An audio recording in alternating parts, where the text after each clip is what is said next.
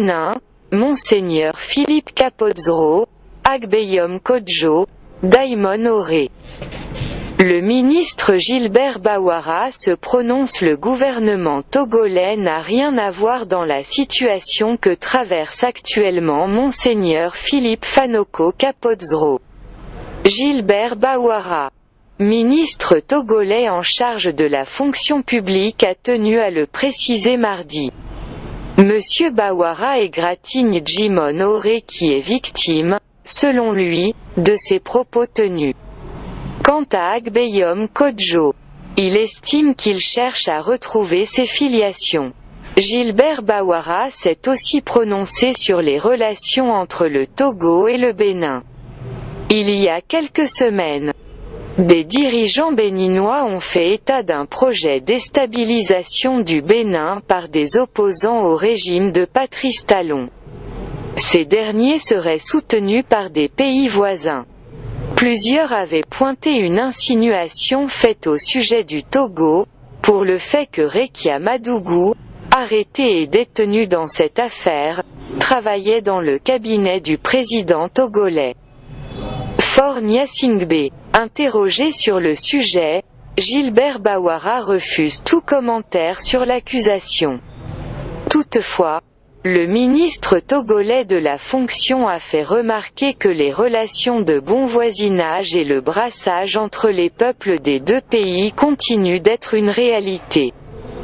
Il relève un bouillonnement de Togolais et de Béninois à la frontière entre le Togo et le Bénin, tant le matin qu'à minuit. C'est le plus important. Nous sommes des pays voisins et frères. Nous sommes condamnés à travailler ensemble pour maintenir et consolider la paix à l'intérieur de nos États et dans la sous-région, a-t-il dit. Pour M. Bawara, les pays sont confrontés à des défis communs en matière de développement économique et social.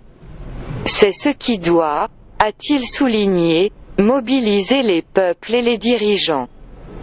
Au sujet de l'actualité politique interne, le ministre togolais de la fonction publique reste imperturbable.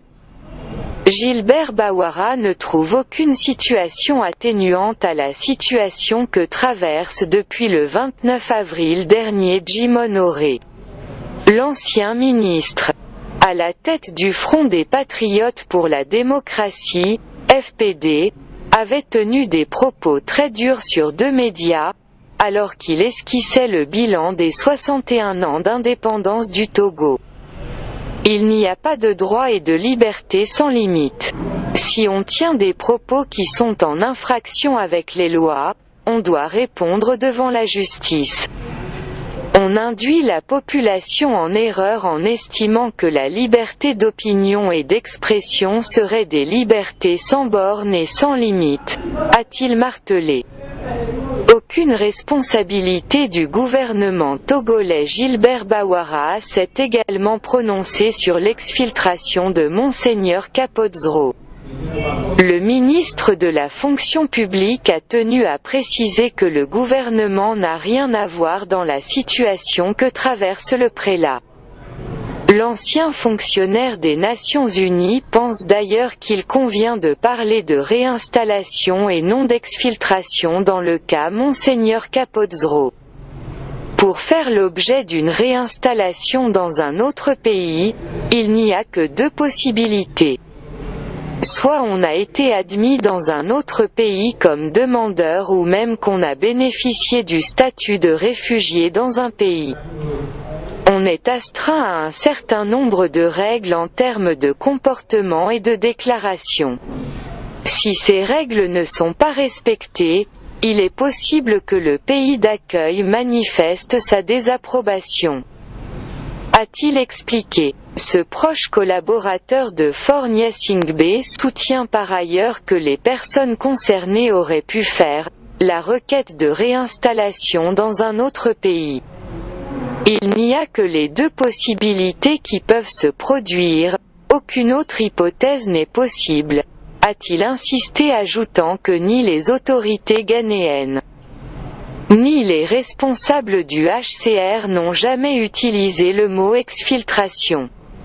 Au surplus, Gilbert Bawara note que si le gouvernement avait cherché à inquiéter l'archevêque émérite de Lomé, cela aurait été fait en avril 2020.